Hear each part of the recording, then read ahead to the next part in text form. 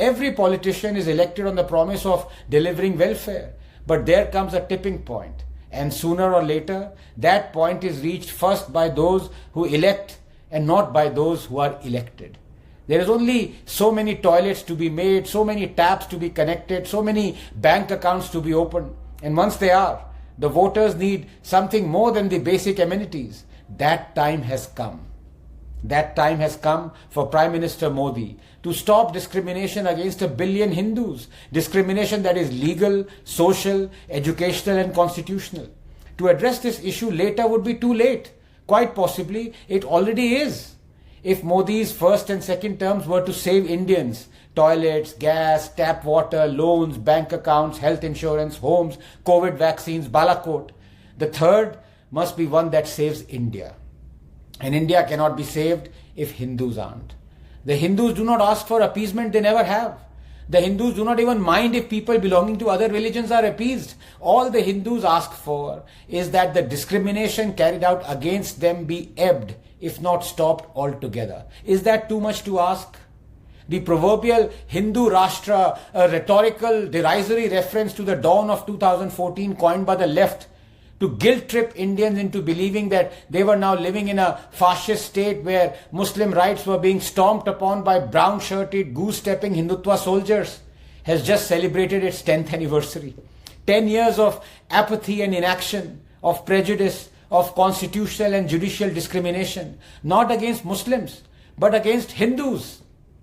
To those who claim we are now living in a totalitarian Hindu Rashtra, one must ask, what kind of a Hindu Rashtra is this where 1 billion strong Hindus have been through our parliament, courts, education system and our constitution reduced to not just second class but rather 8th class citizens? What kind of a Hindu Rashtra is this where Durga Puja and Garba celebrations are stoned with impunity, where a sitting Prime Minister claims minorities have the first claim to resources?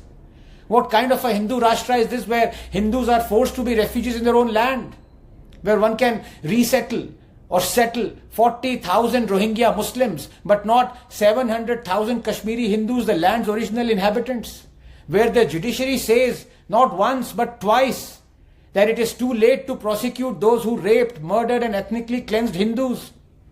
What kind of a Hindu Rashtra is this where Hindu temples are exclusively controlled by the state and Hindus must beg for Waqf land to celebrate their festivals? What kind of a Hindu Rashtra is this where the Right to Education Act discriminates only against Hindus and their schools, forcing thousands of them to shut down? What kind of a Hindu Rashtra is this where genocidal monsters like Aurangzeb and Tipu are eulogized through state-sponsored publications, naming of roads and organizing of festivals? What kind of a Hindu Rashtra is this where a law was about to be enacted through which only the Hindus would have been held guilty in a communal riot even if they were in a minority, for example in Kashmir? What kind of a Hindu Rashtra is this where court judgments like the Sabarimala and legislative enactments like the Hindu Code Bill purport to reform only Hindu religious practices, but dare not touch practices of other religions, and if they do, their decisions are promptly reversed like in the Shah Bano case?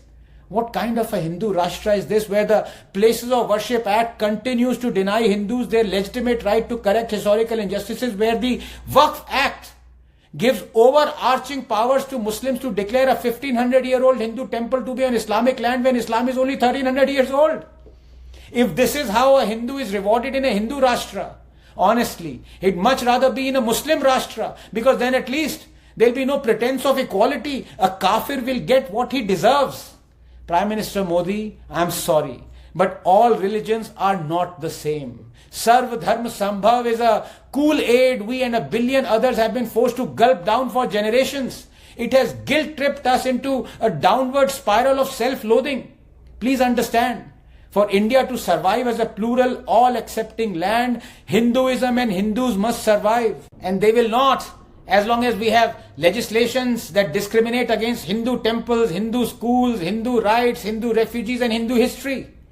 The Waqf Act must be abrogated. So must the Places of Worship Act and the Temple Endowment Act. Right to Education Act must be amended. Kashmiri Hindus must be resettled in the valley.